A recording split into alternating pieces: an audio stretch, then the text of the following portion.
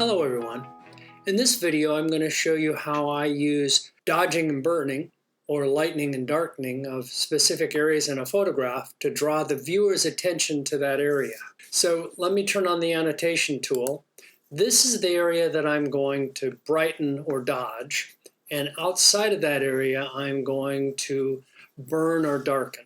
The approach that I take is that I create a new layer with a mask that fills the entire photograph, and then I adjust the exposure settings and other settings that I want until I get the look that I want in that area. Let's come over to the layer section, click on the plus, and choose New Filled Layer.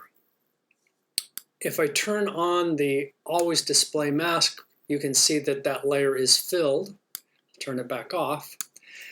Now I'm going to adjust the settings to brighten the area that I showed you. I'm going to come over to brightness. I'm going to come up and brighten it quite a bit. I'm going to actually brighten it a bit more than I might normally want. I can always dial that back. I'm going to also increase the contrast, and I'm going to bring the saturation up a little bit to draw the eye with color. So now let's come up to the three dots in the layers section and let's clear the mask. The next thing let's do is let's change the name of the layer to Lighten. And now I want to turn on the brush by clicking on the brush in the layer section.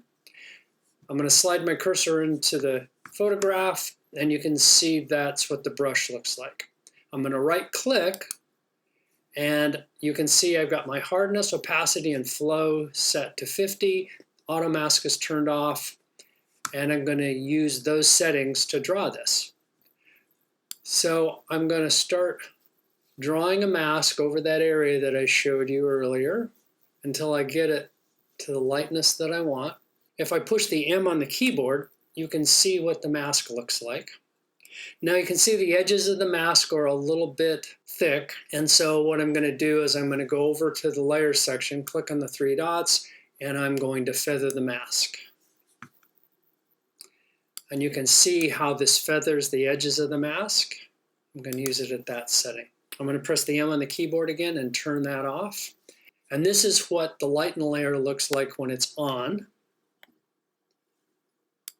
And this is what it looks like when it's off. I'm going to turn it back on again.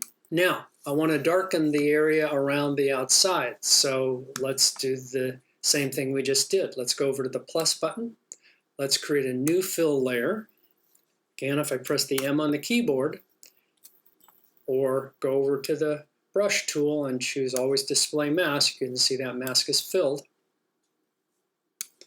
Now what I'm going to do is I'm going to go over to exposure. I'm going to bring the brightness down quite a bit in that outer area, and I'm going to double click on the layer 1 label and change that to darken.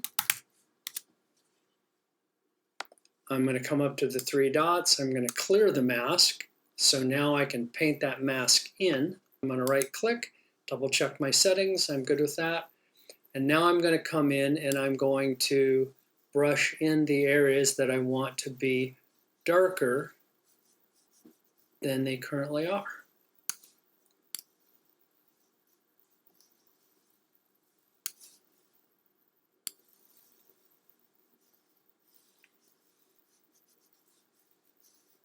Turn on the mask by pressing the M on the keyboard.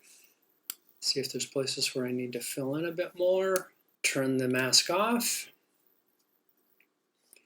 Now I'm going to come back over to the layers section, click on the three dots, choose feather mask. I'm going to do a full feather on this. Click the display mask button, and this is going to feather the edges of that. I'm going to click apply. And now that looks a little darker than I want. I'm going to come up with the darken layer selected, and I'm going to dial back the opacity of that layer just a bit. This is what it looks like with the darken layer turned on. This is what it looks like with it turned off. And then back on again. And you can see how that's drawing the eye into this lighter area. To see what it looked like to begin with, we'll hold the Option or Alt key down and click on the little reset button here in the Layers section. And that's what it looks like with it turned off completely, both lighten and darken. And that's what it looks like with it turned on. The last thing that I would do is to come up to the lighten layer and reduce the opacity so that it blends better with the rest of the photograph.